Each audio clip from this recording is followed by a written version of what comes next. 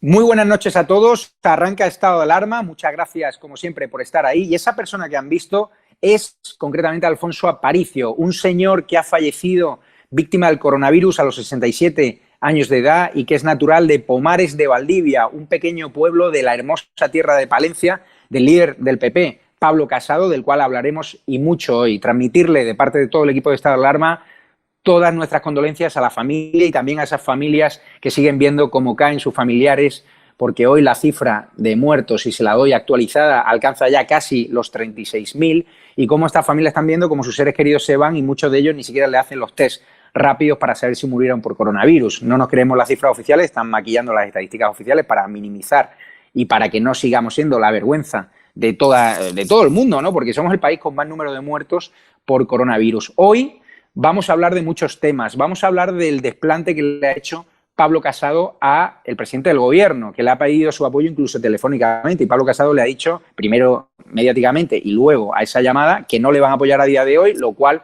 yo lo comparto, me parece una decisión acertada porque no se puede confiar en un presidente del gobierno que está utilizando este estado de alarma para tratar de vulnerar derechos fundamentales, para geolocalizar, para que nos frían a multas que, por cierto, van a ser al 100% recurrible. Es decir, no se puede querer un cambio de régimen político, económico y social y utilizar un estado de alarma y obligar, chantajear a la oposición diciéndole que o me apoyas o no doy ayudas a los más vulnerables, a las pymes y a los autónomos. No puede ser. Eso es una deslealtad absoluta. Por lo tanto, Pablo Casado, me quito el sombrero. Y hoy vamos a hablar mucho también de economía con los economistas liberales Juan Ramón Rayo y Wall Street Wolverine, porque está claro que hoy, en la primera fase, en la fase cero de esa desescalada, los comercios apenas han abierto, no les renta. Vamos a hablar de esos impactos económicos, de esa previsión que ha hecho el gobierno a Europa sobre ese descenso, ese desplome del PIB, de una caída brutal de la bolsa, y serán ellos los que nos lo digan. También hablaremos de Cristina Seguí, porque hoy hemos conocido a través de Hoy Diario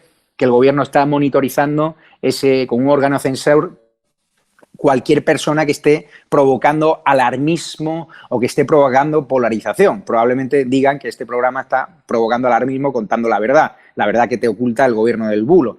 Y también deciros que se están produciendo ataques virales contra mi persona, contra otros miembros del equipo de estado de alarma, y también ayer cuando estrenamos la web www.estadoalarmatv.es, la tumbaron. Organizaron un ataque coordinado contra la web y consiguieron tumbarla. A los 40 minutos pudimos restablecerla. Hoy hablaremos de quién está detrás de ese ataque, si hay hackers, si hay personas vinculadas a la izquierda. Tenemos algunos datos y los daremos en el programa. Y vamos a tener también al vicesecretario territorial del PP para hablar de lo que habíamos contado antes, de la decisión del Partido Popular de abrir ya distancias respecto al presidente del gobierno y plantearles una oposición dura, que es lo que yo creo que piden sus votantes. Vamos a ver cómo Antonio González Terol nos habla de las distintas sensibilidades dentro del Partido Popular, porque él es el que coordina los distintos territorios, a ver si esa decisión de Pablo Casado está también consensuada con Feijóo, con Juanma Moreno y con otros varones del PP, porque ya sabemos que en el PP hay distintas sensibilidades. Pero reafirmo, enhorabuena a Pablo Casado por haber tenido ese gesto de valentía. Y hoy vamos a seguir hablando también de las chapuzas del gobierno, porque sigue contratando a empresas que tienen más experiencia en temas infantiles que en material sanitario y empresas que teóricamente están vinculadas con los Panama Papers. Pero claro, aquí Pablo Echenique acusa al señor Pablo Casado de haber provocado no sé cuántos muertos, de haber buscado no sé cuántos muertos, cuando su gobierno tiene 35.000, o sea, concretamente 35.749 muertos y 218.000 contagios, si nos creemos las cifras oficiales, que aquí ya sabéis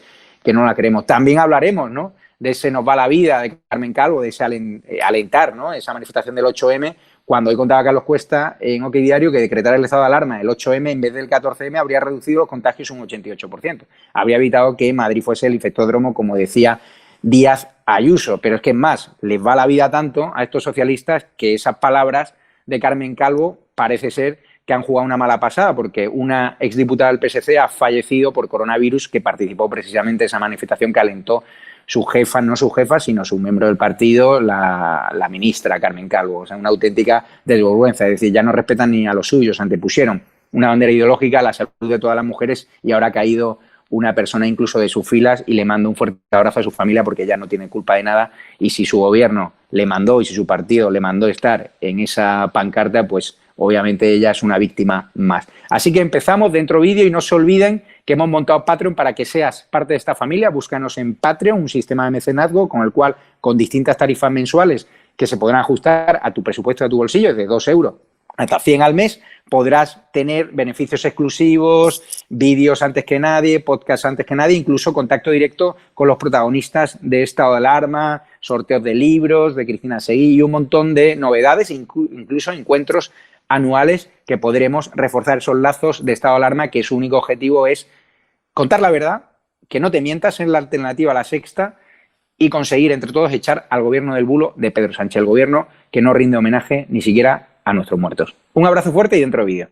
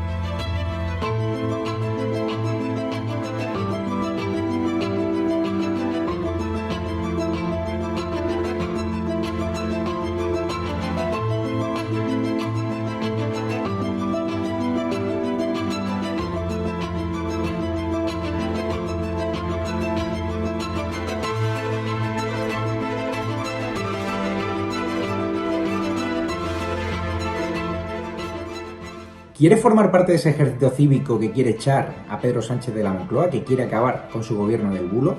¿Quiere formar parte de ese programa de YouTube que quiere cerrar este gobierno? ¿Quiere formar parte de ese equipo donde hay periodistas a los que el gobierno quiere meter en la cárcel? Pues ya tienes la oportunidad. Hemos creado un Patreon para que seas parte de la familia de Estado de Alarma y con una pequeña tarifa mensual puedas participar en nuestros programas, puedas interactuar con nosotros y puedas beneficiarte de ventajas más exclusivas. Únete a la familia de Estado de Alarma y únete a nuestro Patreon para echar juntos todos al gobierno chavista de Pedro Sánchez.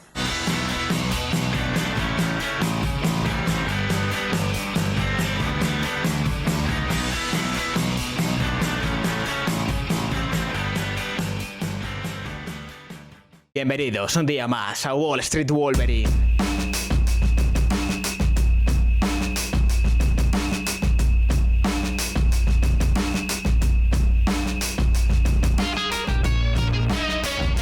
Hoy toca poner las cosas claritas porque estoy hasta los santísimos cojones de ver a youtubers, a influencers hablando mal del capitalismo, diciendo que son anticapitalistas, que son comunistas, rajando contra Estados Unidos, el imperialismo yanqui. Hoy vamos a poner las cosas bien claritas y demostrar lo hipócrita que es esta gente.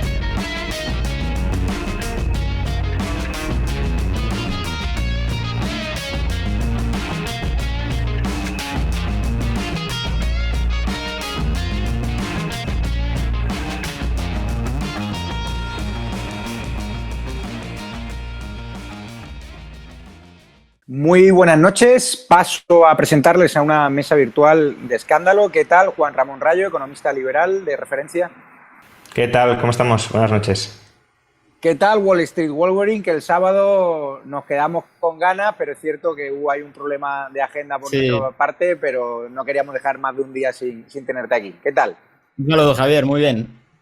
Muy bien. ¿Qué tal, Cristina Seguí? ¿Cómo estás? Muy bien, muy bien, muy bien. Aquí hemos sobrevivido al intento de golpe a la página, ¿no? Te quería preguntar precisamente por eso. Sufrimos ayer a las 9:30 de la noche. Nosotros habíamos anunciado que arrancábamos la página web de la televisión por internet, www.estadoalarmatv.es, que ya está restablecida y que podéis acceder ahora mismo.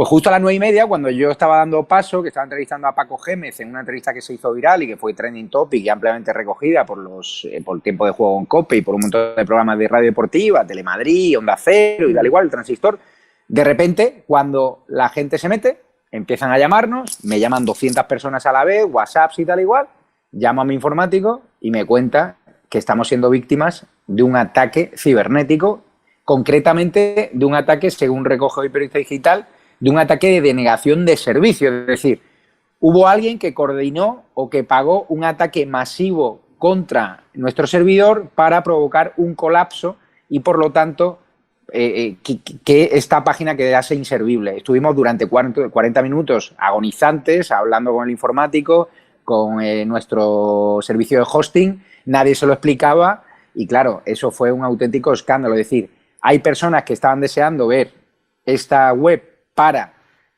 tener un espacio de libertad de expresión, un foro de pluralidad y un foro de libertad democrática, pero había otros indeseables que habían organizado ya una cacería contra nuestra web porque quieren imponer una dictadura, la dictadura del silencio, que es lo que quiere imponer también este gobierno. ¿Cómo lo valoras, Cristina, como impulsora también de la página web, en la que tú sabes que llevamos horas y horas y horas de machaque, de trabajo, en nuestros ratos libres, sin ganar un céntimo, y que de repente por unos indeseables que creo que serán los mismos que te persiguen a ti en redes sociales, a mí o a Wall Street, incluso a Juan Ramón Rayo cuando les atacan por sus planteamientos liberales, pues serán los mismos de siempre. La sospecha es si está aquí Podemos, si está la izquierda radical, si está el vicepresidente del gobierno. ¿Quién puede estar detrás de estos ataques o son anónimos? Bueno, yo creo que no hay que subestimar ni empezar a decir que los que están haciendo esto son simplemente una guerrilla minúscula organizada por parte de los de arriba. Yo creo que es directamente un ataque de los de arriba, un ataque de los mismos que nos están llevando la Fiscalía General del Estado y de los mismos que están forrando las televisiones de dinero público, las televisiones privadas, para nacionalizar esas televisiones privadas, para privatizar y patrimonializar un mensaje contra cualquier disidente y a favor del gobierno, porque ellos están ahora mismo mucho más en la batalla del relato, en la batalla de la propaganda, que en acabar con los muertos, ¿no? Y eso ya lo trataremos a lo largo del programa de hoy, pero habría que ser muy ingenuos para pensar que esto no nos iba a pasar y para pensar que esto no nos va a seguir pasando, ¿verdad?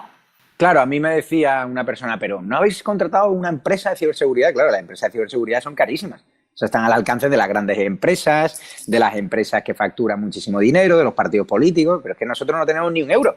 Nosotros hemos pedido una pequeña ayuda, de hecho hemos montado ahora un Patreon para que seáis mecenas y forméis parte de la familia de Estado de Alarma, con lo cual en Patreon podéis buscar Estado de Alarma y podéis entrar y luego habrá un tráiler donde daremos esa información. Le quería preguntar a Wall Street, Wolverine, porque él es youtuber, tiene mucha más experiencia que nosotros, me consta que ha sido censurado y que también creo que ha recibido ataques virales de todo tipo, incluso difamándote, ¿no?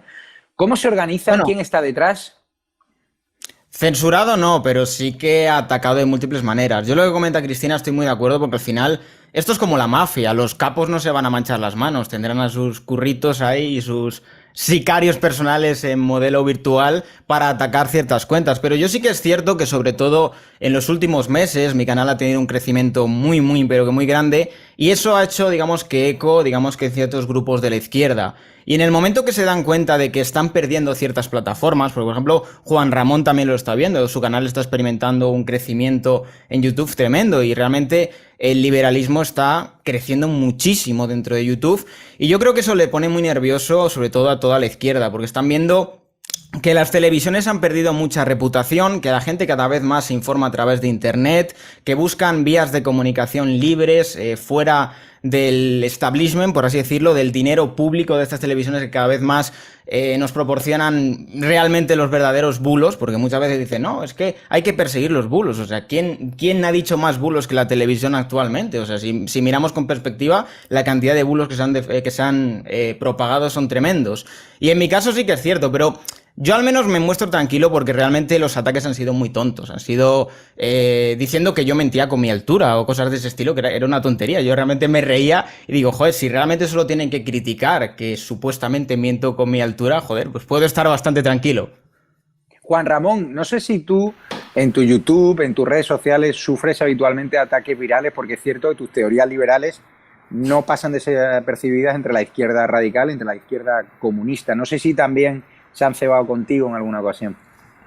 Bueno, a ver, uno cuando está expuesto, pues obviamente se expone a que le critiquen y desde luego determinados mensajes molestan, incordian, hacen daño, no solo a personas que tienen una determinada ideología y que pueden ver cómo esa ideología está siendo desmontada o está bajo ataque y por tanto todo aquel grupo, todo aquel colectivo que suscriba ideas similares entrará a la defensiva.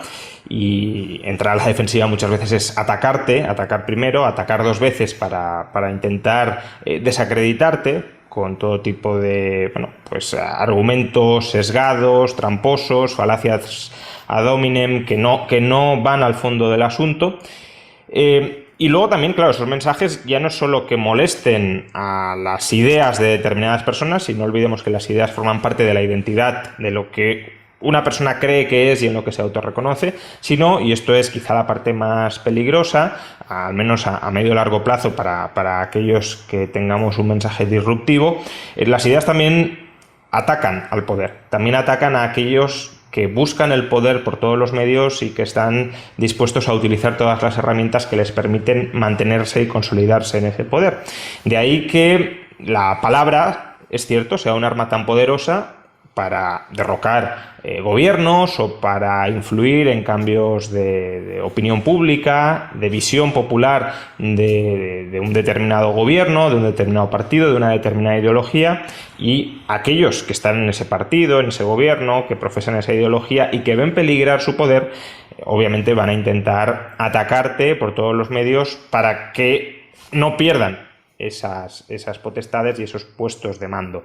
Ahora, creo que eso va unido de manera intrínseca a la función de comunicación que muchos efectuamos y bueno, pues es lo que hay. Mientras no haya una censura gubernamental, como ya desde este gobierno se viene sugiriendo que quizá convendría aplicar para lo que ellos califican como bulos, cuando ellos son los principales difusores de bulos desde el principio, pues mientras eso no suceda, que se organicen para atacar, siempre y cuando no tumben webs, eso ya sí que es un ataque de otra categoría, de otra naturaleza, pero bueno, que se organicen para criticarte en masa, digámoslo así, para intentar desacreditarte en masa con mejores o peores argumentos, pues va en el oficio. ¿Qué le vamos a hacer?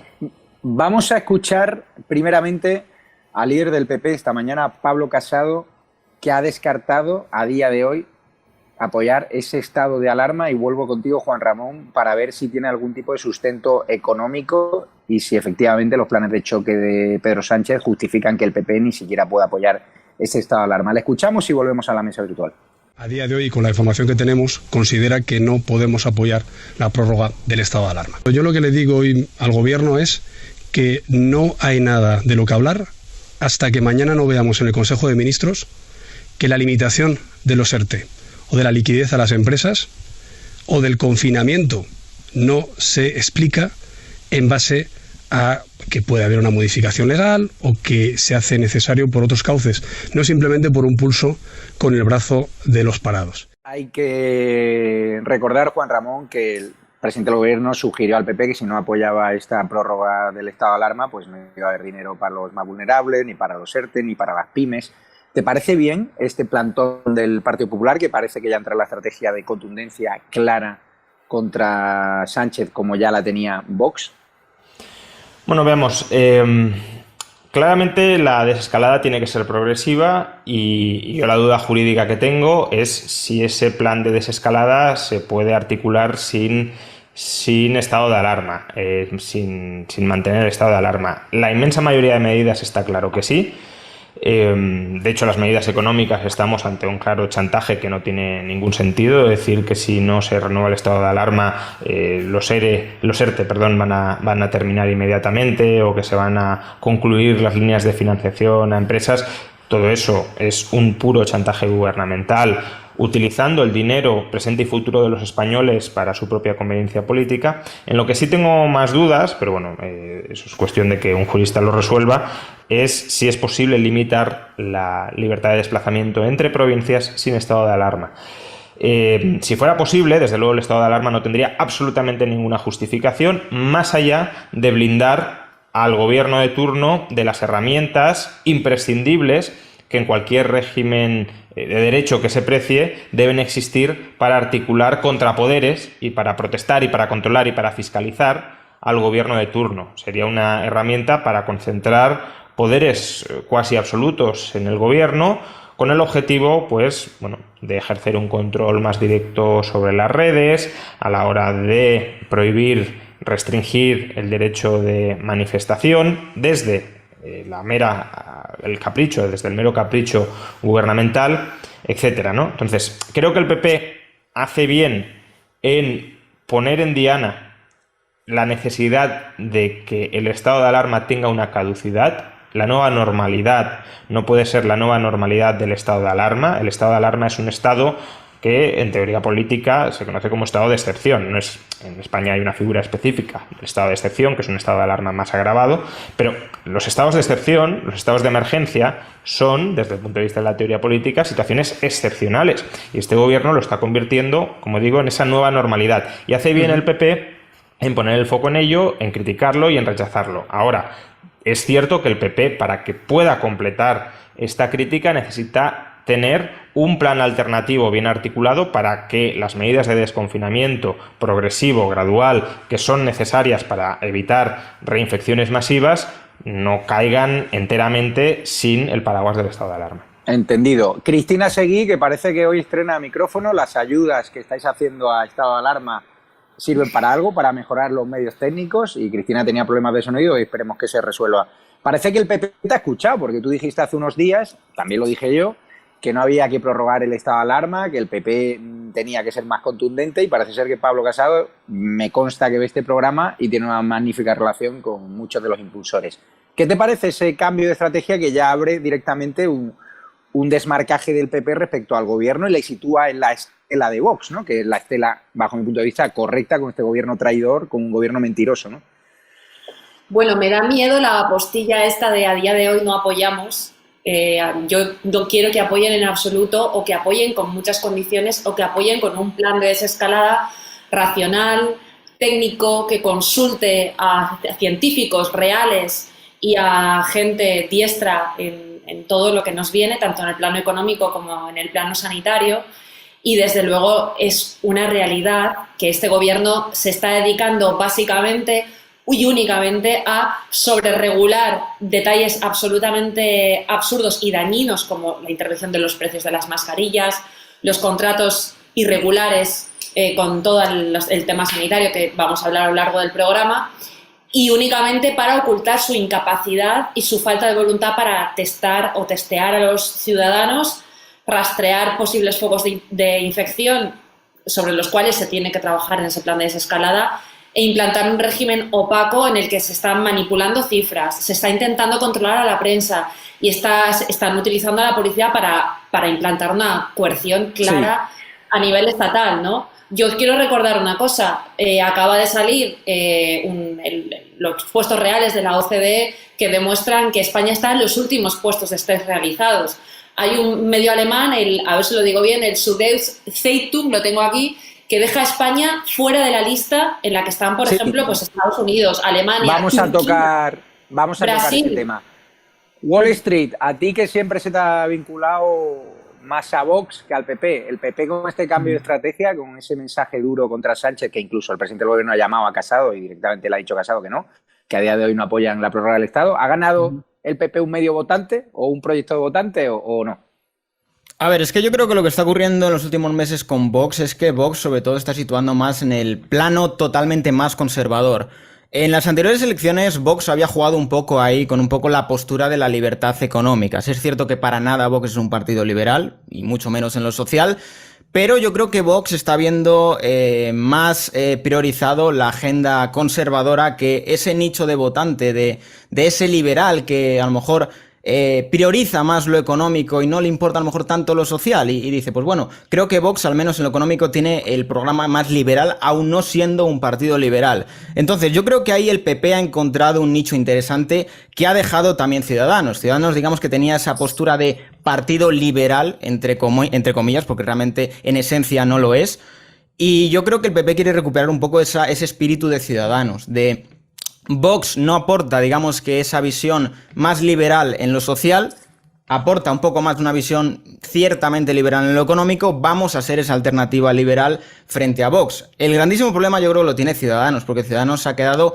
en terreno de nadie. O sea, Ciudadanos ahora mismo no tiene ningún tipo de espacio y yo creo que el PP quiere aprovechar, digamos, que esta digamos que radicalización de Vox en el ámbito del conservadurismo, porque en los últimos días ha mandado unos mensajes que digamos que no están dentro de su diálogo que había tenido con los votantes en el inicio, y yo creo que está experimentando este cambio, de que el PP busca encontrar ese nicho de votante liberal, de ese votante un poco más moderado, que no se identifica tanto con el conservadurismo, y yo creo que buscan básicamente eso, pescar a esos votantes a lo mejor que pueden tener miedo de que Vox se vaya muy más a la derecha todavía.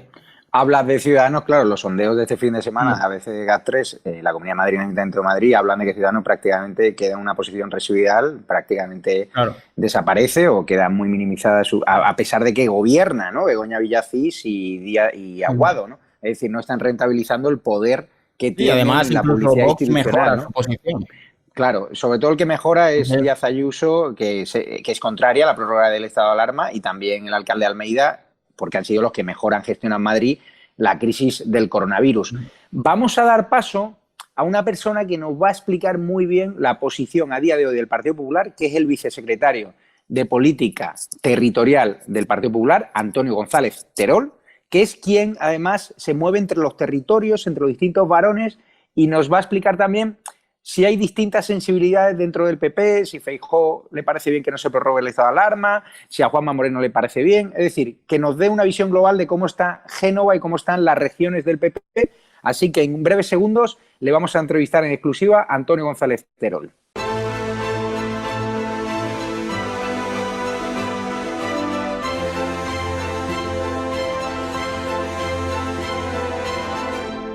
Pues ya estamos con don Antonio González Terol, diputado del PP y vicesecretario de Política Territorial de Génova, del Partido Popular. ¿Qué tal se encuentra, don Antonio? Bueno, lo primero, muy buenas noches, Javier, y es un placer venir por segunda vez al programa y que me podáis entrevistar. Me encuentro bien. Hoy he podido ir hasta la calle Génova, he ido a ver si visitaba alguno de esos comercios que ayer decía el gobierno que iban a estar abiertos, pero siento decirte, Javier, que en toda la mañana y esta tarde no ha abierto ni uno. Con lo cual, fracaso total, nuevo fracaso total del gobierno de Pedro Sánchez, ¿no? Antonio, veo una habitación llena de bichos. Eres cazador, ¿no? Absolutamente, defensor de la caza y del campo y del mundo de la agricultura, de la ganadería, del mundo del interior de España, al que tanto hay que proteger, que tanto hay que defender y que tanto ha defendido el Partido Popular, por mucho que algunos digan que no, durante todos estos años, ¿no? Totalmente de acuerdo. Vamos a la arena política, la actualidad. Pablo Casado, hoy su presidente, su líder, ha dicho que a día de hoy no va a apoyar la prórroga del estado de alarma. Yo creo que muchos españoles están de acuerdo con la medida de Casado, pero piensan que puede haber negociaciones de aquí a la votación. ¿Es una decisión irreversible? ¿Puede cambiar o no?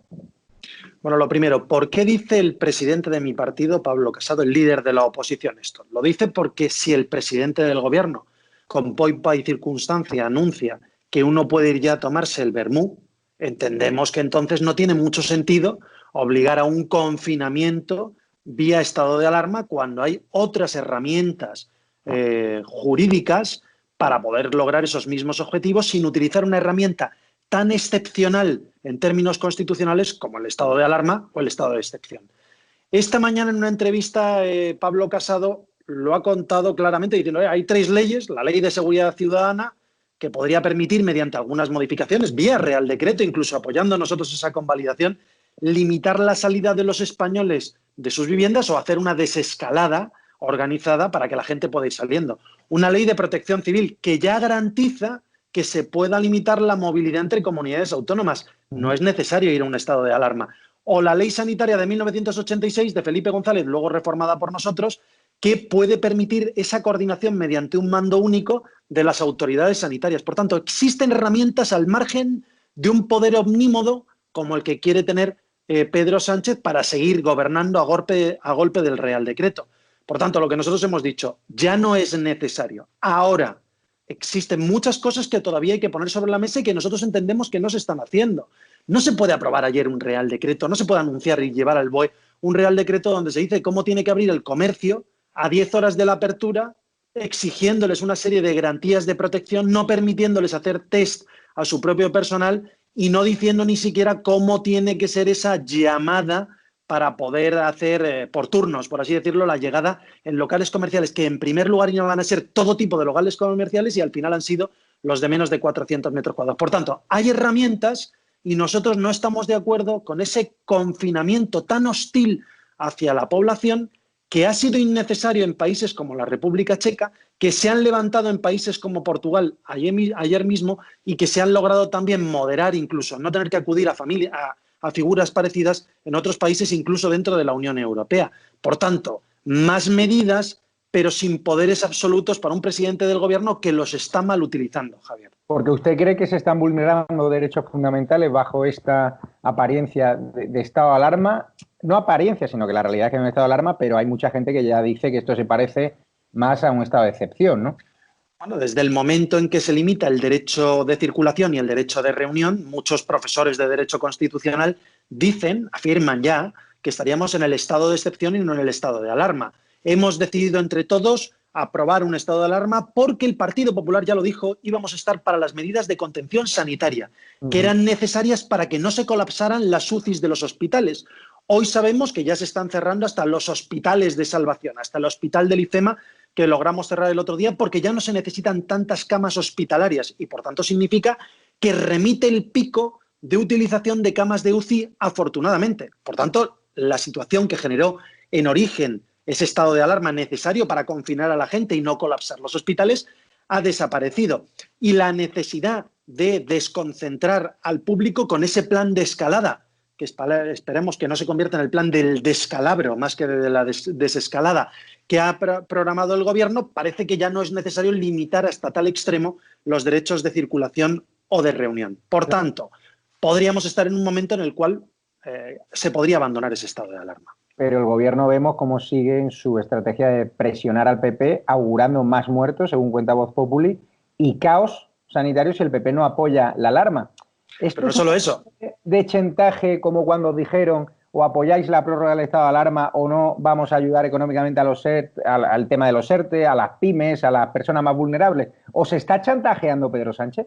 Bueno, el sábado es evidente. El sábado nos chantajeó a nosotros y a todos los españoles, sobre todo a todos los españoles más vulnerables. En su alocución aló presidente, no sé si a vosotros os contesta las preguntas, siguen seleccionando de vez en cuando preguntas, por desgracia me imagino que no os darán ni entrada, pero los ERTES, los parados, los bonos sociales, las ayudas para el alquiler, todo ello se podrían mantener sin necesidad de prorrogar el estado de alarma. Por ejemplo, las ayudas al alquiler. Las ayudas al alquiler proceden del Plan de Vivienda 2018-2021. Por una orden ministerial pueden modificarla para que no esté vinculado al estado de alarma, sino que sean medidas que se puedan dar en función de las condiciones sociales de los beneficiarios.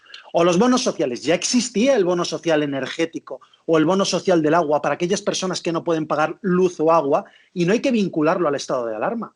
Y, por supuesto, los parados, aquellos que ya tienen sus prestaciones sociales garantizadas, tienen que acudir al estado de alarma para que se los den, o los ERTES. Por tanto, nosotros dijimos que eso era un vil chantaje impropio de un gobierno que ha recibido una y otra vez, en 3 ocasiones ya, el voto positivo del principal partido de la oposición para ese estado de alarma. Por tanto, se nos ha chantajeado y nosotros hemos dicho, hoy lo hemos vuelto a repetir, que queremos que mañana ver en un Real Decreto garantizado que los ERTES se prorrogan hasta el final de toda la crisis sanitaria, independientemente del estado de alarma, porque lo que no se puede generar es más alarma sobre los más necesitados. Es decir, si hay test masivos, si el gobierno se compromete a los test masivos y ayudas económicas garantizadas para el tema de los ERTE, autónomos, pymes, ¿vosotros sí vais a apoyar la prórroga del estado de alarma?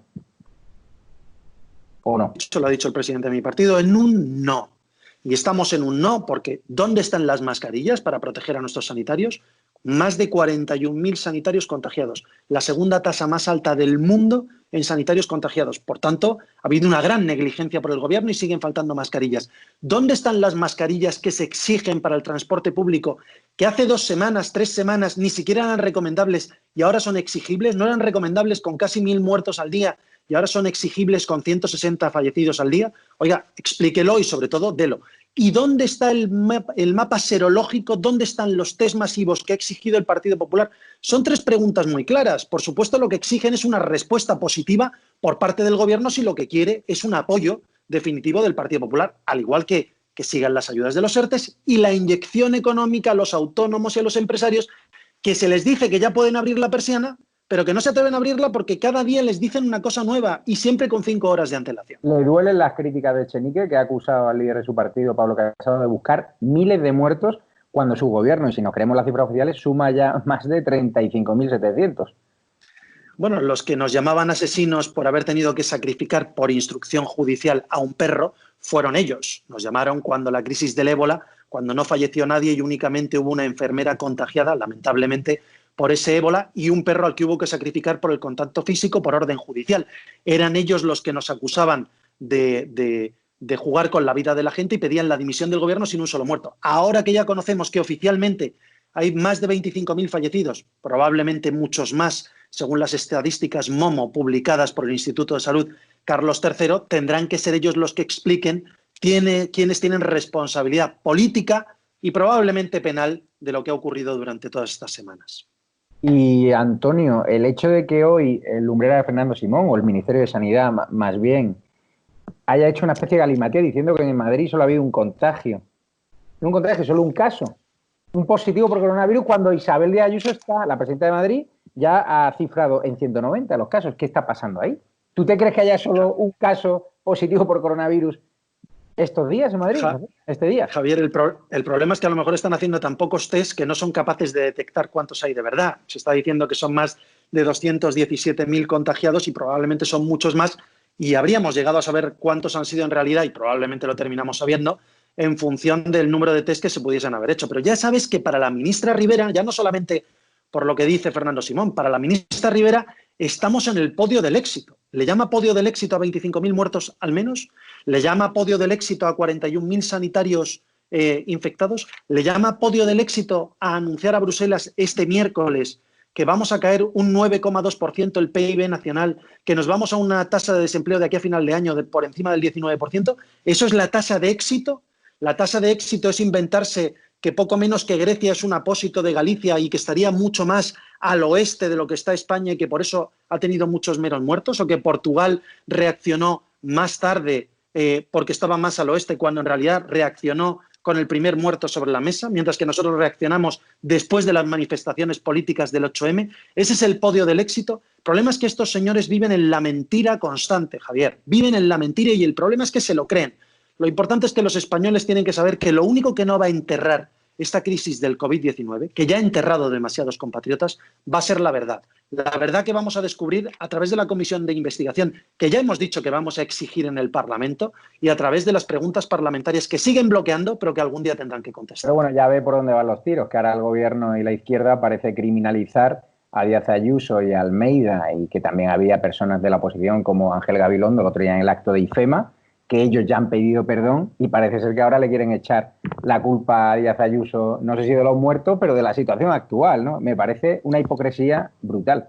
Bueno, y sobre todo es muy diferente la percepción que tiene el principal partido que hay ahora mismo en el gobierno, con 120 escaños, que es Pedro Sánchez, y lo que dicen los madrileños, que ya dicen que prácticamente le darían una mayoría absoluta tanto a José Luis Martínez Almeida como a Isabel Díaz Ayuso, y probablemente también al Partido Popular a nivel global, aunque no conocemos aún encuestas de este tipo. Cuando las encuestas no las hace Tezanos, sino que las hacen entidades independientes o las hacen periódicos, suelen ocurrir estas cosas, que sale la realidad. Y la realidad es que más del 40% de los madrileños no solamente creen que la gestión de Díaz Ayuso y de Almeida ha sido buena, sino que probablemente ha sido excelente.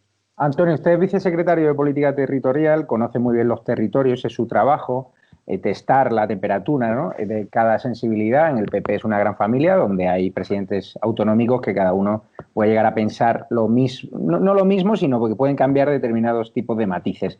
¿Hay unidad en torno al presidente del PP, Pablo Casado, sobre la decisión que ha tomado hoy de no apoyar hoy esa prórroga del estado de alarma o no? Es evidente que nosotros hablamos internamente, es verdad que no somos un partido asambleario, somos un partido presidencialista y, por tanto, la voz única del partido la lleva el presidente nacional. Por tanto, por supuesto, es el criterio general del Partido Popular, de las administraciones gobernadas por el Partido Popular. Por tanto, con sus singularidades, las de los 2.851 ayuntamientos que gobernamos, las de las 14 capitales de provincia, las de las 13 diputaciones provinciales y la de las 5 comunidades autónomas que gobernamos. Con matices, por supuesto. Unos deciden poner el luto sobre la mesa más tarde y otros más pronto. Unos deciden el cierre acertado de colegios y escuelas infantiles antes que otros, y otros deciden el cierre económico un poco antes. La pena es que no haya habido un mando único real que haya tomado esas decisiones por encima de los signos políticos y que haya tenido que ser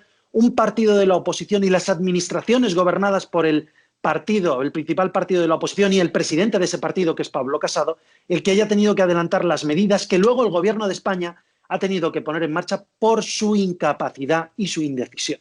Pues muchísimas gracias, don Antonio González Terol, vicesecretario de Política Territorial del Partido Popular. Mucha suerte y espero, yo le digo como español y así trasládeselo a su líder Pablo Casado, al cual le tengo estima personal y profesional, que no apoyen la prórroga del estado de alarma, porque así lo están pidiendo muchos españoles que se ponen en contacto a través de nuestro email en estadoalarma, ¿no? @tv@gmail.com. Así lo creen que se están vulnerando los derechos fundamentales, que nos están multando por cosas que no deberían y que se están imponiendo un régimen que no se debería, ¿no? Porque esto es un estado de alarma y, como bien usted ha dicho, no un estado de excepción. Muchísimas gracias, Antonio, y volvemos a la mesa virtual. Muchísimas gracias, Javier. Buenas noches. Buenas noches.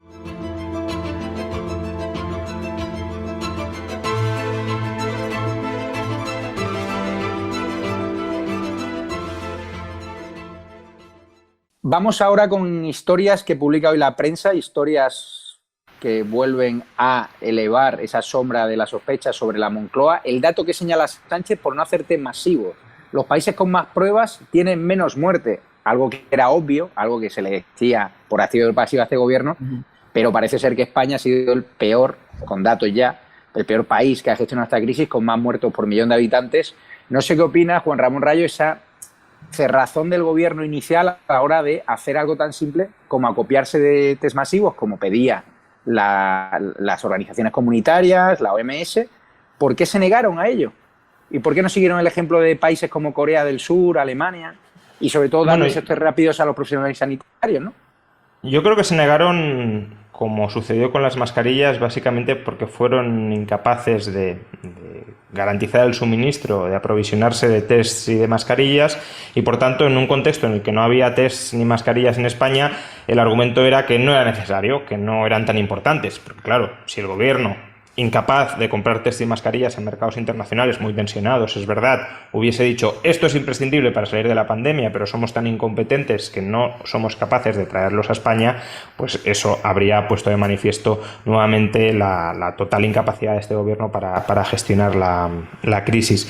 Evidentemente, desde que a principios de marzo, incluso finales de febrero, Corea del Sur mostró que el camino a seguir era test masivos sobre la población para detectar rápidamente a aquellas personas que tenían el virus y poder aislarlas, y también detectar rápidamente a sus contactos y poder aislarlos, era el camino a seguir.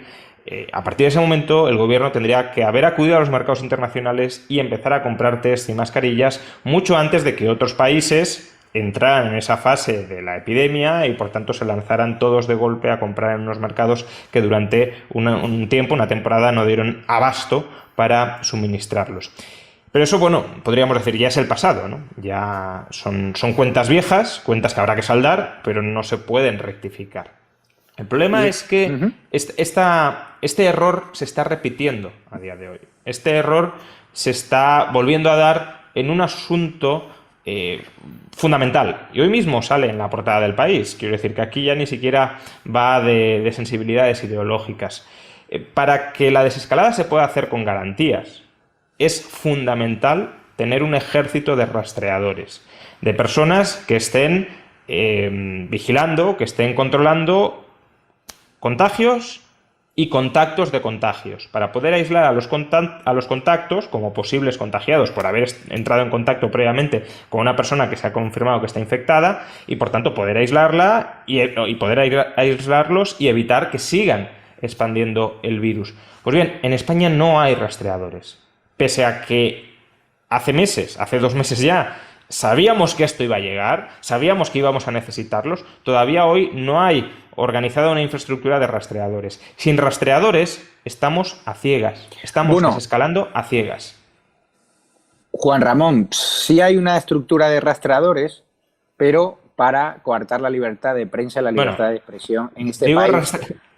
Porque, en vez de crear ese equipo de rastreadores, como tú bien dices, y hacerse acopio, este gobierno está más preocupado en crear un órgano censor que se llama el CNPIC, que rastrea la información que busca crear alarma social o polarizar bajo, y le doy paso a Cristina Seguí, bajo la idea de que solo lo que digan ellos es verdad, que hay una verdad oficial, que ya decirá Ana Pastor cuál es, o maldita.es, y que el resto, lo que hacemos programas a contracorriente y contando la verdad, pues resulta que creamos alarma social por contar la verdad, por enseñar a los muertos, por dar voz a las víctimas, o que estamos polarizando.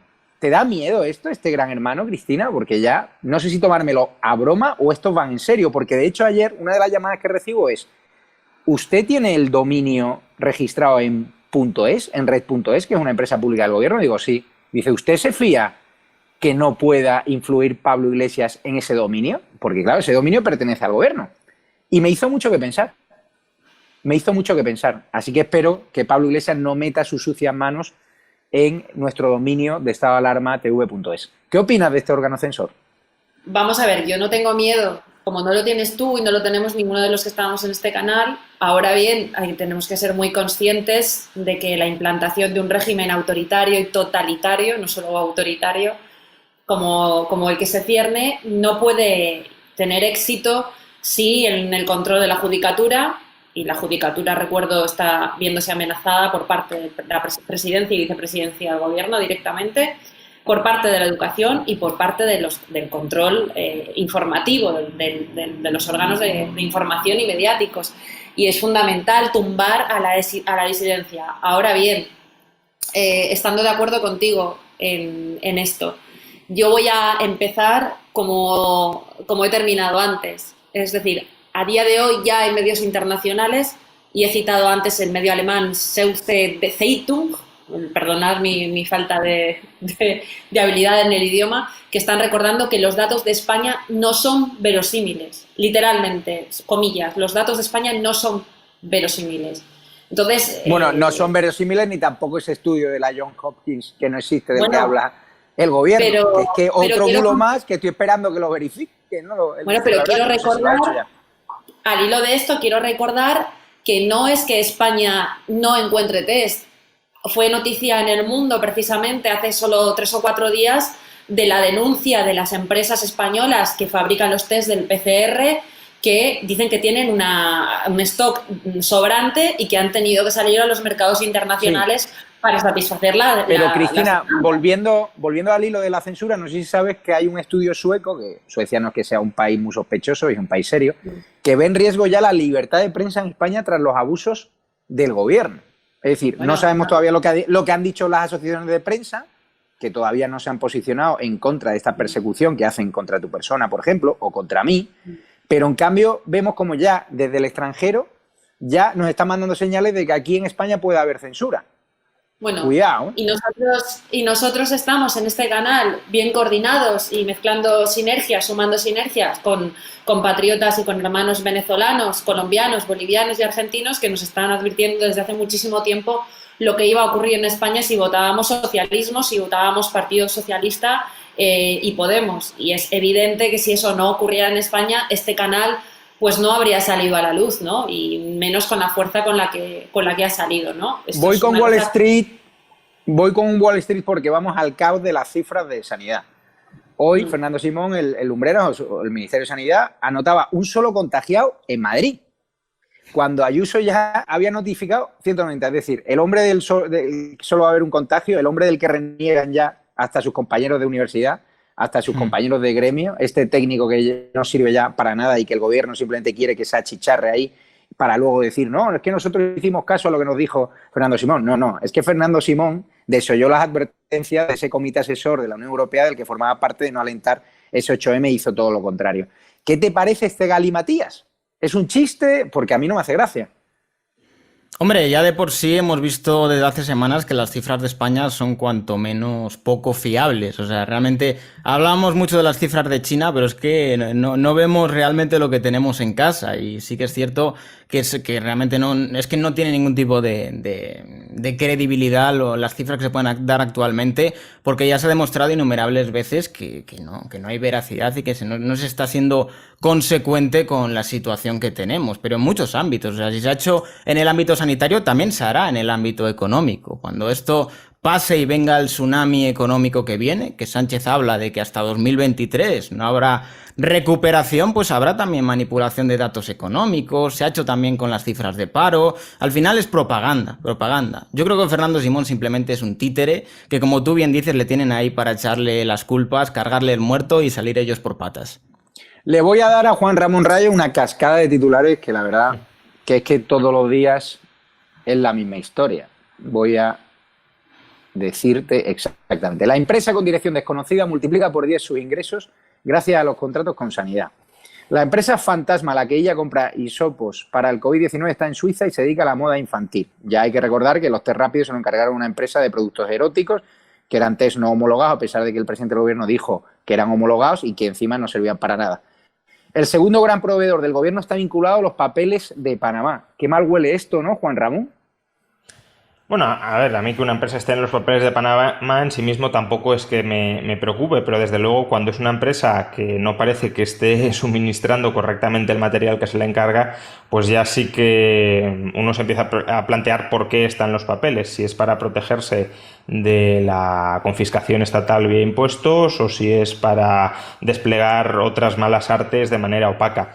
Veamos, el gobierno siempre ha tenido todo gobierno, pero este también, y de manera muy clara, ha tenido dos grandes problemas a la hora de manejarse en los mercados internacionales.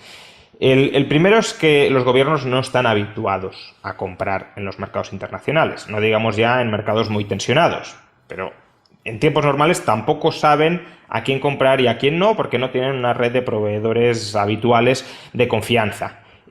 Por tanto, como no se dedican a eso, saltar de golpe a comprar material que ni siquiera eran conscientes que había que comprar, pues les supone mucho quebradero de cabeza y mucha incapacidad para lograrlo. Por tanto, hay un problema de información que les lleva a equivocarse de manera reiterada. Más en el caso de España que de otros gobiernos, pero otros gobiernos también han metido la pata. No tanto como el español, pero también lo han hecho. Pero es que además los gobiernos tienen otro riesgo, tienen otro problema a la hora de gestionar nuestro dinero, a la hora de gestionar nuestras libertades. Y es que son fácilmente corrompibles. Los gobiernos acumulan tal cantidad de poder que muchas veces tendemos a pensar que ese poder lo utilizan para algo así como el interés general o el bien público, cuando en realidad lo utilizan siempre para su interés personal. Un interés personal puede ser mantenerse en el poder, tratar de hacerlo todo, organizarlo todo para consolidarse en ese poder, pero también otro interés personal puede ser lucrarse mientras están en la política o lucrarse cuando abandonan la política, o llevarse bien con determinados grupos empresariales, o llevarse bien o canalizar el dinero público a través de determinadas empresas pantalla. Y ese riesgo de corromperse, insisto, siempre está ahí. Y desde luego todo lo que vamos conociendo suena fatal. Obviamente requerirá de investigaciones mucho más profundas, pero que se esté comprando mal material sanitario muy caro a través de empresas no transparentes, a través de empresas opacas, pues lleva a la necesidad de plantearnos seriamente esa investigación y esas pesquisas. Vamos, Juan Ramón Rayo, con su bloque preferido, del cual es toda una eminencia, y yo siempre escucho atentamente sus previsiones, porque yo creo en el liberalismo y no en el comunismo. Y claro, vemos cómo hay titulares sobre economía que no invitan al optimismo. Solo 4 de cada 10 españoles mantendrán su nivel de ingresos tras superar la crisis del coronavirus. Montero ve difícil especificar cuándo se volverá a un crecimiento del PIB similar al de antes de la crisis del coronavirus. Estos mensajes del gobierno, ¿qué pretenden? Bueno, está bien que vayan contándonos la realidad, ¿no? Que dejen de engañarnos también en el plano económico. Pero a este respecto creo que sí que hay que tener muy presente, porque si no parecería como que el comportamiento de la economía española durante los próximos años va a depender del azar, va a depender de algo que escapa de nuestro control y que por tanto tampoco es responsabilidad del gobierno. Algo así como lo que nos han querido vender con la pandemia. Nadie lo podía saber, esto es incontrolable, esto es mundial y dentro de lo que cabe pues lo hemos gestionado lo mejor que hemos sabido. Cuando la ministra de Economía, Nadia Calviño, habló la semana pasada de una recuperación en V asimétrica, este concepto que suena un poco raro, pero creo que es útil para entender el reto al que nos vamos a enfrentar a partir de ahora. Una recuperación en V asimétrica significa que la recuperación tendrá dos fases. Una primera fase de reactivación muy rápida, esto es verdad, es decir, hay empresas que habrán sobrevivido a la crisis, que ahora no pueden entrar en funcionamiento y cuando se normalice la situación, pues volverán a producir. Entonces, pasar de 0 a 50 ya te proporciona un crecimiento muy rápido. El problema está en la otra parte del tejido empresarial que no ha logrado sobrevivir a esta crisis. Y aquí encontramos dos tipos de empresas. Empresas que tienen un buen modelo de negocio, es decir, que son viables económicamente, pero que se han descapitalizado, el dueño se ha arruinado y no puede abrir, no puede levantar la persiana. Y luego empresas que, aunque pueden estar capitalizadas, es decir, a lo mejor el dueño no se ha arruinado, ya no son empresas que vayan a satisfacer necesidades post-confinamiento. Imaginemos aerolíneas. Pues si las aerolíneas van a volar mucho menos porque la gente no va a querer volar, pues a lo mejor son financieramente viables, tienen capital, pero no generan riqueza y por tanto tienen que reestructurarse. U hoteles. Habrá hoteles que podrán abrir, pero la cuestión es, ¿tendrán clientes? Y si no los tienen, pues tendrán que terminar cerrando o reestructurándose. Entonces, esas dos empresas son las que van a ser problemáticas de cara a recuperar el nivel de actividad previo a la crisis. ¿Cómo acelerar esto? ¿Cómo acelerar la recuperación? ¿Cómo acelerar que estas dos empresas vuelvan a generar riqueza? Pues las empresas viables sin capital necesitan inyecciones de capital privadas, necesitan ahorro interno o externo para poderlas poner en funcionamiento de nuevo, y las empresas inviables necesitan reestructurarse para que podamos crear nuevas empresas distintas en otros sectores que sí sean viables. Y para ambas cosas necesitamos impuestos bajos y libertad regulatoria. Y este gobierno, el plan económico que nos está ofreciendo a medio plazo es muchos más impuestos y muchas más rigideces regulatorias. Y por tanto, ya termino, la parte de la la segunda fase de la recuperación va a ser muy aplanada si se aplican este tipo de políticas tan negativas. No va a ser una recuperación rápida, sino que va a ser un estancamiento persistente. De ahí que Montero diga que no sabe cuándo lo vamos a poder recuperar. Las previsiones que ha hecho el gobierno a la Unión Europea de esa caída del desplome tan grande del PIB, ¿son realistas? ¿O no? Yo creo que se han quedado ya desfasadas. A ver, es cierto que existe un grado de incertidumbre muy grande y que por tanto es muy aventurado hacer pronósticos y también que los haga el gobierno. Creo que sería más razonable hacer, como el Banco de España, pronósticos bajo distintos escenarios. Puede pasar esto si las cosas van así, puede pasar lo otro si van de esta manera, o pasará aquello si pues, se ha agravado mucho más la crisis. A principios de año, bueno, a principios del confinamiento, más o menos el consenso entre los economistas estaba en que podríamos caer un 5, un 6, hasta un 7%. Claramente en el primer trimestre del año ya hemos caído más de un 5, con apenas 2 semanas de confinamiento de 13 semanas en total de este trimestre. Por tanto, la crisis está siendo mucho más intensa, mucho más severa de lo que se pensaba en un principio. Con lo cual, como el segundo trimestre va a ser brutal, vamos a caer más de un 20% en tasa intertrimestral, pues como esto va a ser tan brutal, es dudoso que a finales de año hayamos únicamente caído en el conjunto del año un 9%. Yo creo que estaremos en caídas de más de 2 dígitos. Pero, insisto, lo preocupante a corto plazo no es tanto esto.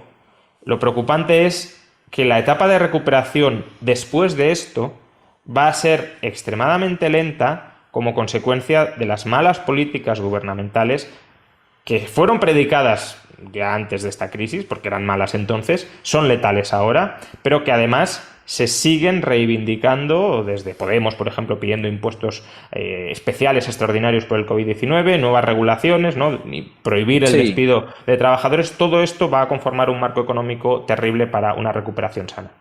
Doy paso a Wall Street. Está claro, como bien decía Juan Ramón, que con la paguita no se reactiva el tejido empresarial, ni las pymes, ni los autónomos, a los cuales le mando un fuerte abrazo por aquí porque están pagando su cuota de autónomo y no están facturando absolutamente nada. De hecho, el presidente de la OCDE, Garamendi, también duda de las previsiones del gobierno, como duda Juan Ramón Rayo de ese PIB de 2021 y del déficit de este año. Wall Street, te pregunto, hay titulares hoy en expansión.com también preocupantes. Tú que estás muy metido en el mercado norteamericano y te interesa mucho la relación con China. El IBEX se desploma con las hostilidades entre Estados Unidos y China. ¿Esto nos va a afectar tanto? ¿Es un desplome que tú ves un hecho puntual o vamos a ver caídas de la bolsa incluso superiores en España? Hombre, la tensión entre China y Estados Unidos es más que manifiesta. Están intentando ambos echarse la culpa al uno al otro. Habrá que ver cómo acaba la cosa, pero evidentemente en un mercado globalizado y una economía globalizada, lo que pasa en Estados Unidos o en China nos afecta directamente a todos nosotros. No tanto lo que pasa en España, pero en Estados Unidos sí. Sí es cierto que teníamos a grandes multimillonarios inversores como Warren Buffett que ven con bastante buenos ojos lo que pueda ocurrir con la economía norteamericana y ven más una V que una U. Confía bastante en la economía estadounidense. Pero esto, como bien decía Juan Ramón, es un escenario de incertidumbre y habrá que ver qué ocurre tanto con China como con Estados Unidos, porque la tensión está ahí. Y en el caso de España, ya no solo eso, el hecho de que yo creo que se ha hecho mucho daño al mercado laboral. Se está hablando de rentas mínimas, pero no se está hablando de flexibilidad laboral. Hablamos de un gobierno que ha subido unilateralmente el salario mínimo, una auténtica barbaridad. Va a dar una renta mínima precisamente, seguramente, a la gran mayoría de las personas que cobran este salario mínimo, pero luego no les va a dar capacidad de acceder a este mercado laboral. Entonces, la situación que se nos plantea a nivel económico es sí, vas a dar una paguita, se supone que esa paguita es para que la gente pueda, supuestamente, subsistir, pero endureces el mercado laboral. Entonces, y claro, planteas además más niveles de impuestos en vez de recortes de gasto. Entonces, evidentemente, la economía se va a resentir muchísimo en los próximos años si no se aplican las medidas adecuadas. Hay mucha gente con desconcierto sobre si va a cobrar el ERTE o no, pero claro, con esos chantajes que le hace el presidente del gobierno a Pablo Casado, pues a ver si hay dinero, ¿no?, para pagar esos ERTEs que ha prometido el gobierno. Cristina, tú eres autónoma. Tú ahora mismo, tu nivel de ingresos es cero, o sea, no estás en las televisiones, tu libro está paralizado, no sé si por la censura o porque los comercios ahora pero no se está sirviendo. Tú económicamente estás agobiada porque, claro, te han pasado la cuota autónoma. ¿Tú, cuáles son tus perspectivas? Hemos hecho un Patreon para que la gente también te ayude a sobrevivir a través de este programa. Y claro, ¿cómo lo ves? ¿Estás preocupada? Bueno, afortunadamente uno va haciendo colchón a lo largo de su vida para capear este tipo de situaciones y es una situación que por otro lado están atravesando como mínimo 4 millones de españoles solamente autónomos y muchísimas empresas que, como bien comentaba Juan Ramón, pues no van a volver a subsistir, ¿no? Después de capear lo más fuerte a nivel sanitario, llega lo económico y como no haya un cambio de modelo de negocio, una adaptación al medio, pues se van a ir absolutamente al garete. Lo que te puedo hablar es de la realidad, mis propias carnes, de la que está viviendo ahora mismo 4 millones y medio o 4 millones de autónomos. Y es básicamente que evidentemente esas 200 euros, 300 euros en muchos casos de cuota autónoma mensual te llegan. Y pobre de ti que no la pagues porque si no te aplican el doble de recargo y que hay gente, como tú sabes, que nos está escribiendo diciendo, bueno, es que yo pedí, mi empresa aplicó el ERTE en marzo y yo no voy a cobrar ni un duro hasta junio o julio. Es decir, claro, somos un país también turístico, eminentemente vivimos del mercado del turismo, eso no es ni bueno ni malo, eso es una realidad. Y dime cómo se va a ir la gente de vacaciones en junio, julio y agosto, ¿no? Le quería preguntar a Juan Ramón Rayo, porque me mandan muchas preguntas para ti al buzón del programa, estadoalarmatv@gmail.com. Mucha gente que cree que su empresa va a aplicar un ERTE, que ya se lo han comunicado extraoficialmente, y que están viendo esos titulares donde el gobierno no va a pagar esos ERTEs. ¿Qué les recomiendas? ¿Qué mensaje les trasladas?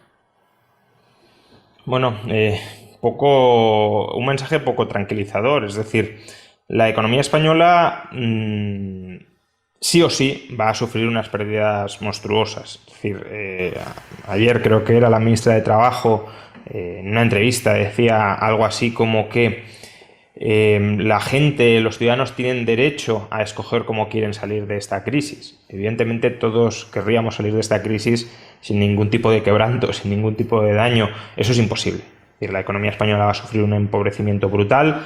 Como bien decías en un titular anterior, van a ser muy pocos los que consigan mantener su nivel de ingresos previo a la crisis, no digamos ya los que consigan incrementarlo mínimamente. Y por tanto, parte de los que van a estar más afectados por esta situación, claro, son o los trabajadores que se quedan en paro o los trabajadores que van a verse afectados por un ERTE, donde se les va a mantener con un salario de 700, 800 euros al mes mientras dure el ERTE. Posteriormente, cuando termine el ERTE, se los va a reincorporar durante 6 meses a la empresa, si es que esa empresa ha sobrevivido. Pero una vez terminen los 6 meses, si la empresa se ha descapitalizado, sus puestos de trabajo también pueden peligrar. No hay muchos consejos para dar, es una situación muy trágica, pero creo que ellos tienen poco margen de maniobra en una economía que se está desplomando. Quien sí tiene más margen de maniobra es el gobierno, no desde luego para conseguir que esto no suceda, esto ya es tarde y va a suceder, pero sí desde luego, como decía antes, para que esta situación no se enquiste y no se vuelva más duradera de lo que puede ser. Y las medidas que está tomando este gobierno a lo que nos llevan es a ir hacia una sociedad con menos oportunidades, con menos dinamismo, con menos capacidad individual para salir adelante por tus propios medios y con mucha más dependencia de los poderes públicos, con mucha más dependencia de las transferencias de renta que hagan los poderes públicos, ya sea vía ERTE o posteriormente con ingresos mínimos vitales. Pues muy bien explicado, Juan Ramón. De hecho, lo prometido es deuda. Te vamos a despedir por hoy porque sabemos que tienes una agenda muy ajetreada y vamos a hablar de un tema que le interesa mucho a Cristina Seguí. Muchísimas gracias, Juan Ramón. Te esperamos la semana que viene. Hasta otra. Y seguirle en el YouTube de Juan Ramón Rayo, por favor, que yo soy completamente fan y que también está en nuestra página web, que enlazan directamente con su YouTube. El economista liberal al que tienen que seguir con Daniel Lacalle. Un abrazo fuerte, Juan Ramón. Un abrazo, nos vemos.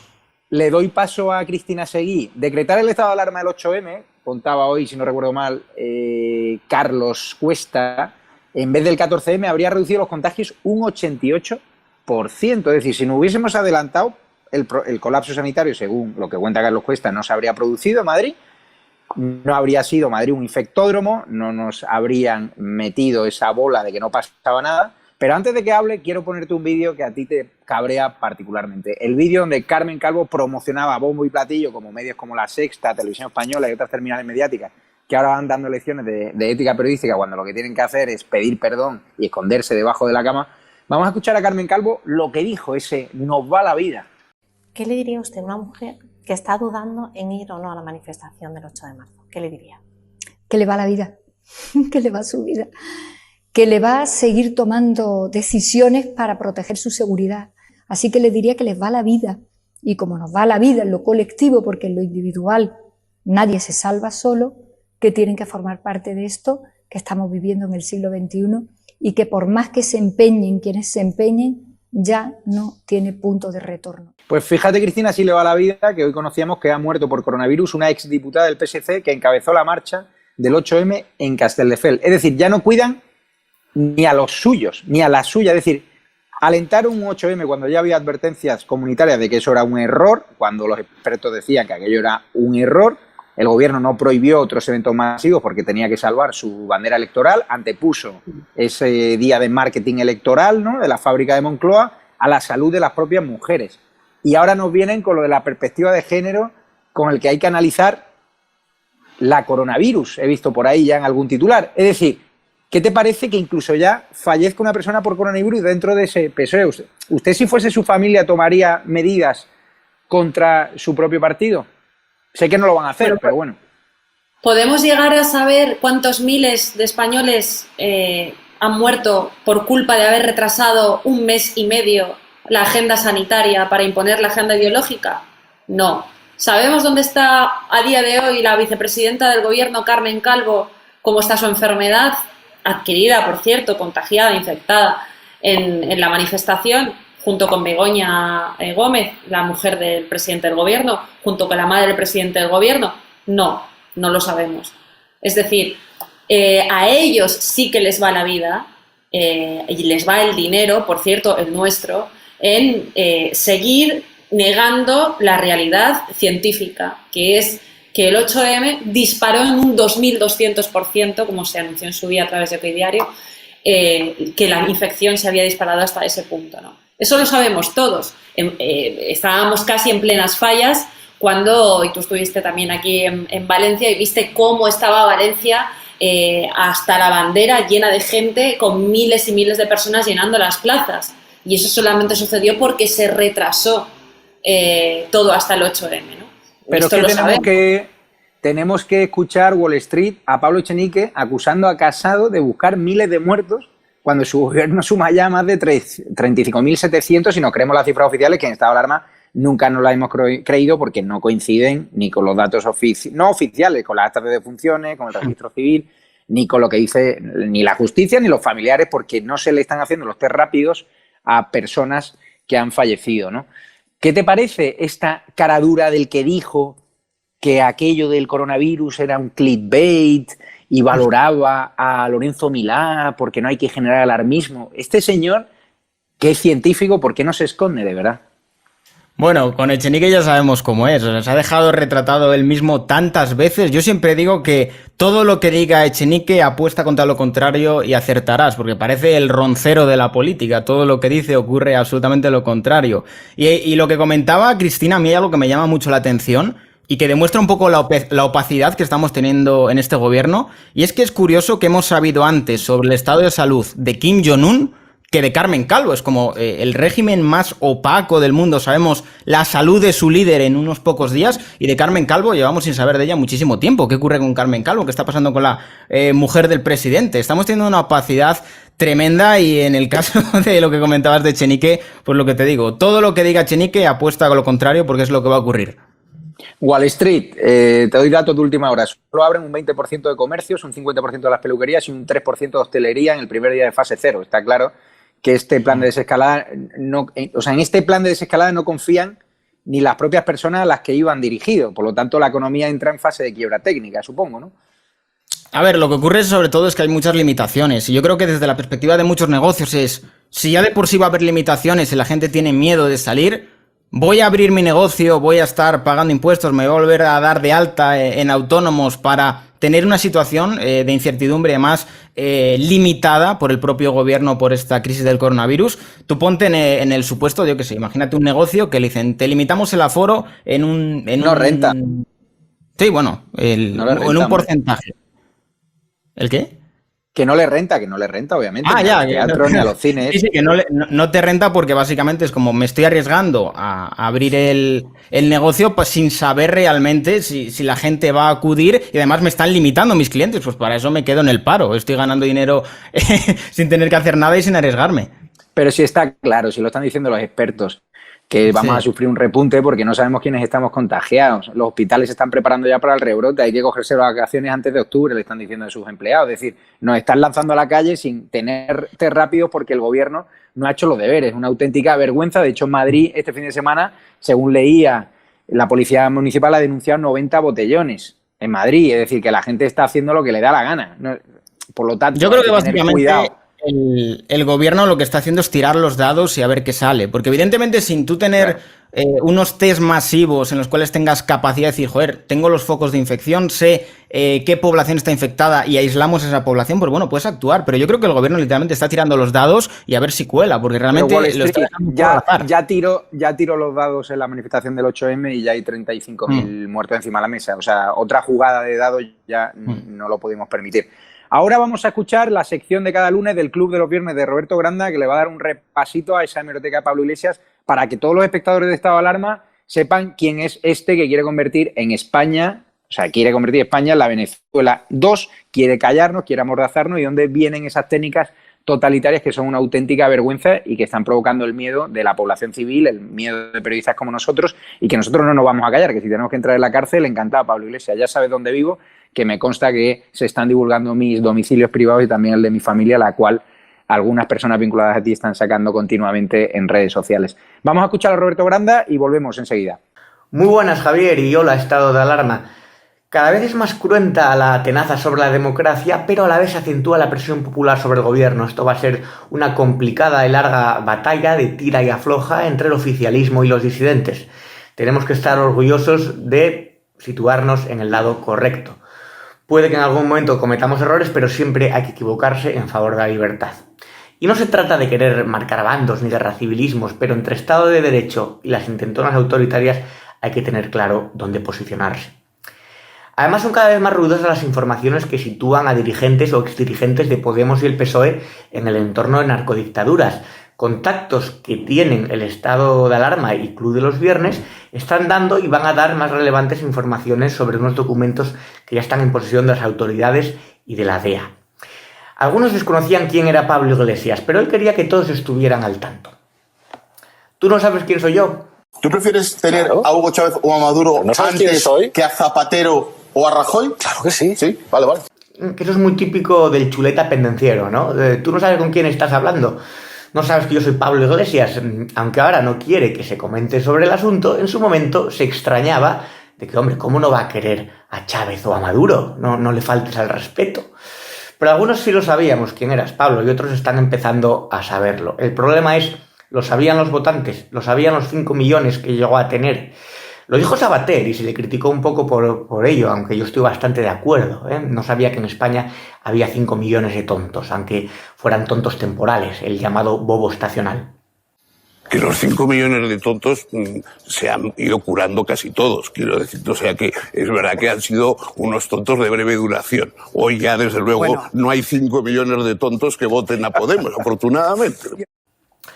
Sus intenciones siempre han estado ahí. Por otra parte, no hablar de izquierdas y derechas, hablar de los de arriba contra los de abajo, la casta, el pueblo, la gente, esos conceptos un tanto intangibles, pero que eran música celestial para los oídos poco formados. Vamos a verlo. Si pensamos en lo que ha pasado en América Latina, en los dos casos, es que ganó las elecciones presidentes, que no se sabía muy bien si eran de izquierda o si eran de derecha, y que incluso era difícil entender lo que estaba pasando en el país utilizando las nociones izquierda y derecha, y una vez que llegan al poder, entonces sí. Entonces se hacen de izquierdas y claramente se identifican con una serie de valores, de formas de gobernar, de formas de entender estas cosas. Es lo que ocurre en Venezuela y es lo que ocurre en Ecuador. Una de las claves del éxito de Podemos es lo que llaman el cambio de eje. Para Podemos, el juego izquierda-derecha forma parte de la vieja política. La política entre izquierda y derecha es una estafa. Por cierto, esa camiseta que lleva con los ojos no es Clint Eastwood en una peli de Sergio Leone, es una serigrafía de Chávez. Si no somos conscientes del peligro que supone meter a esta gente en el Consejo de Ministros, si no concienciamos a la ciudadanía, es que en algo estamos fallando. Hay que concienciar, hay que hacer pedagogía, hay que repetir constantemente lo que estos tíos son. Toda una recua de gente que nadie acogería en su casa, seamos sinceros. Sus amigos son independentistas, filoterroristas, populistas bolivarianos. Y a mí, por ejemplo, mi madre no me deja juntarme con personas así. Lo siento. Y cuando se habla, por ejemplo, de los pactos de la Moncloa, sabemos que es un camelo para ingenuos. No es posible con lo que hoy hay en las instituciones. Vamos a ver, no hay entre los comunistas un Carrillo y no hay entre el centro y el centro derecha un Suárez en cuanto a ética política y altura de miras. Tú no puedes invocar una constitución que tantas veces has despreciado. Ese es el cinismo de Podemos, es un poco lo que apuntaba Félix Ovejero en El Mundo el sábado. Por eso un pacto de Estado tiene que ser entre los partidos constitucionalistas reales, no toda esta caterva de insurrectos que una persona medio normal no pactaría ni los porcentajes de una herencia.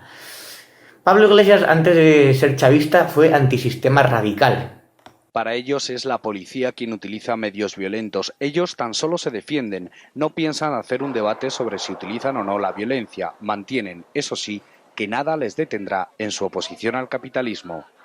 Nosotros vamos a seguir estando en la calle y vamos a seguir movilizándonos y vamos a seguir llevando a cabo prácticas de desobediencia civil en la calle. El crecimiento del movimiento anticapitalista en este momento es imparable y las balas no van a detenernos.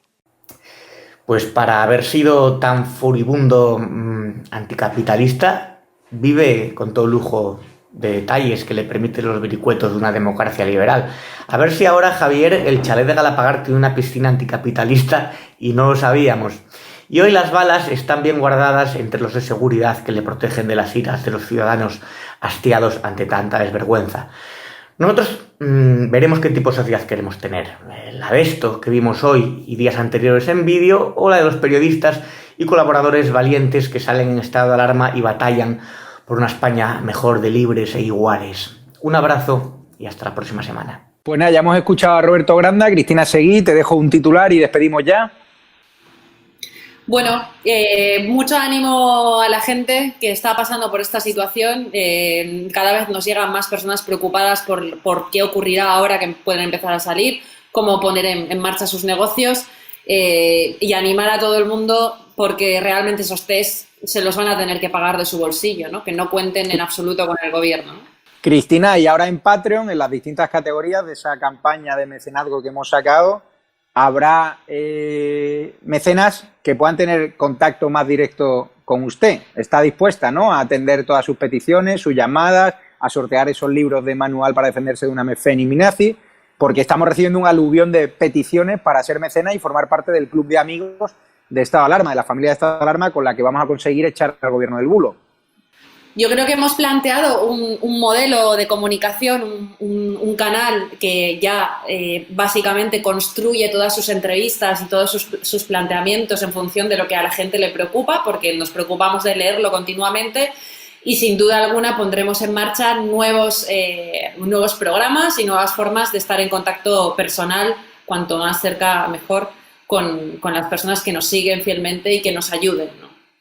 Pues ya lo saben, apóyennos en el canal de Patreon, en nuestra web también, www.estadoalarmatv.es, y sobre todo en esa iniciativa de mecenazgo. Vamos a despedir también a Wall Street, al cual le dejo el titular de cierre. Yo básicamente lo que querría decir es que o este gobierno aplica unas medidas económicas adecuadas o vamos directamente hacia el rescate, en el sentido de que yo incluso creo que lo ven con buenos ojos, porque ellos no se pueden colgar el cartel del partido de los recortes, del partido de la precariedad. Y yo creo que el propio gobierno, su política es no hacer nada, dejar que esto llegue al desastre y cargarle el muerto a la Troika, a Europa, a Merkel, con un discurso totalmente antieuropeísta, para descargar la responsabilidad de las medidas estructurales que hay que aplicar, porque realmente tenemos una deuda pública que es absolutamente inasumible y que hay que hacer reformas estructurales, y yo creo que ellos ven con buenos ojos que Europa entre dentro de nuestras cuentas, que lleguen los hombres de negro para quitarse la responsabilidad de encima, porque evidentemente ellos no están dispuestos a colgarse el cartel de esos ajustes que hay que hacer. Evidentemente ese partido es el PP, son los de los recortes, y nosotros somos los que gastamos. Así que yo creo que durante estos meses intentarán gastar lo máximo posible, intentar comprar los máximos votos posibles, ponerse la careta de los buenos para posteriormente dejarle el marrón a la Troika o a un posible siguiente gobierno en el caso de que vayamos a elecciones. Y ya acabo yo, y luego ya nos bombardearán con el Resistiré, con historias bonitas, emotivas, de lo hemos superado y escondiendo a los muertos, pues este presidente del gobierno sigue sin lucir esa corbata negra que sí lució con las víctimas francesas del Bataclan. Les dejamos por hoy, esta noche, cóctel explosivo. Ervin Hoyos, un prestigioso periodista colombiano que ha sido corresponsal de guerra y que tiene contactos en los servicios de inteligencia estadounidenses, nos van a contar algunos lazos sospechosos entre personas que estuvieron vinculadas a Podemos con algunos cárteles mexicanos. Es su versión, tiene documentación, nosotros simplemente le vamos a dar voz y no nos hacemos responsables de sus declaraciones, pero os anuncio que es una auténtica bomba a las 11 de la noche, que va a cambiar algunas de las visiones que tenéis sobre Podemos. Atento, 11 de la noche, Ervin Hoyos, y también se podrá ver en Colombia, donde hay muchos seguidores de Estado de Alarma, como en Venezuela, Panamá, Bolivia, Nicaragua, Estados Unidos. Es decir, Estado de Alarma ya es un fenómeno global, más de 230.000 suscriptores, y muchísimas gracias. Apóyennos en Patreon y ya nos pueden seguir también en la página web que fue atacada cibernéticamente hablando, www.estadoalarmatv.es, y a las 12 de la noche vuestra hora preferida, la hora golfa de Carles Enric, que nos va a traer marejada por las declaraciones de José Luis Ábalos y otros asuntos que se están cociendo en el Palacio de la Moncloa, en esas alfombras rojas donde se dirige este poder que controla Iván Redondo. Un abrazo fuerte y mañana volvemos a las 8:30 de la tarde. Muchísimas gracias por vuestra presencia y apóyennos en Patreon. Les dejamos un tráiler.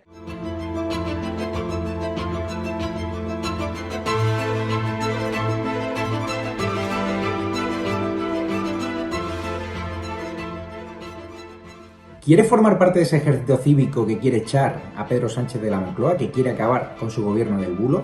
¿Quieres formar parte de ese programa de YouTube que quiere cerrar este gobierno? ¿Quieres formar parte de ese equipo donde hay periodistas a los que el gobierno quiere meter en la cárcel? Pues ya tienes la oportunidad. Hemos creado un Patreon para que seas parte de la familia de Estado de Alarma y con una pequeña tarifa mensual puedas participar en nuestros programas, puedas interactuar con nosotros y puedas beneficiarte de ventajas más exclusivas. Únete a la familia de Estado de Alarma y únete a nuestro Patreon para echar juntos todos al gobierno chavista de Pedro Sánchez.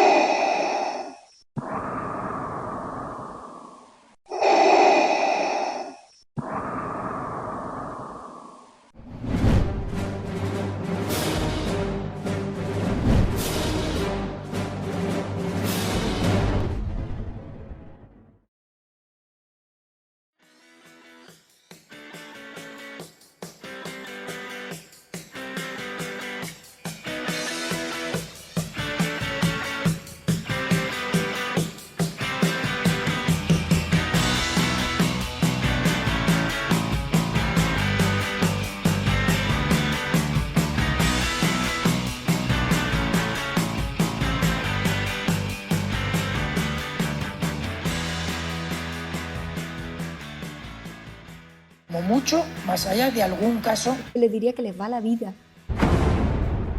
Tenemos un incremento de casos muy significativo. Cada decisión minuto a minuto está siendo la adecuada. No lo puedo explicar. Pueden sentirse protegidos. Esta es la situación que tenemos en la UCI. No conozco el detalle concreto del fármaco. Por referirme a lo que estaba contando. Se tratan de test fiables, homologados. Ya no tiene punto de retorno. La obligación del gobierno es gobernar, y gobernar significa decidir. No dormiría por la noche, junto con el 95% de los ciudadanos de este país que tampoco se sentirían tranquilos. Dame los telediarios, uno de los 2 telediarios al día.